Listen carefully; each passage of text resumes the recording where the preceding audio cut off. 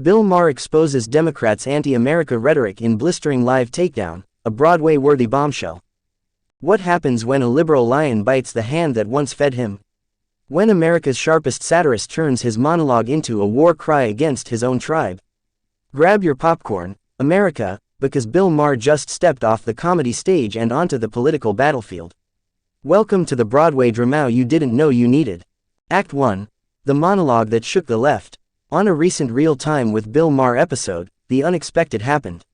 Maher, known for his progressive wit and iconoclastic take on politics, launched into a no-holds-barred tirade, not against Republicans, but at the very heart of the Democratic Party.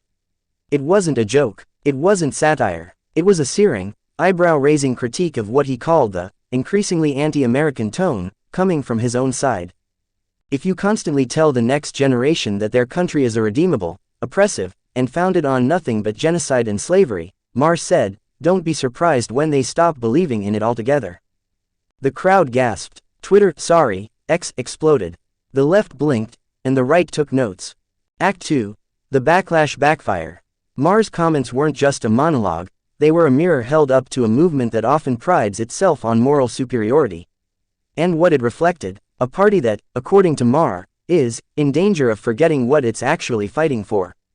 He slammed liberal voices who romanticize revolution but vilify the very freedoms that allow them to speak.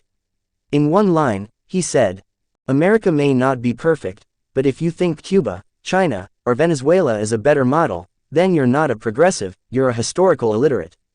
Mic drop, more like flamethrower toss. Liberal pundits scrambled to respond, calling Maher out of touch, or turning into another cranky centrist.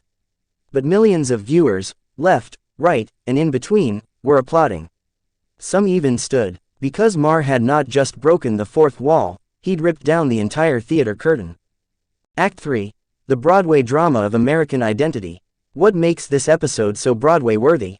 It's not just the drama, it's the plot twist. Here's a lifelong liberal saying out loud what many moderates whisper in secret.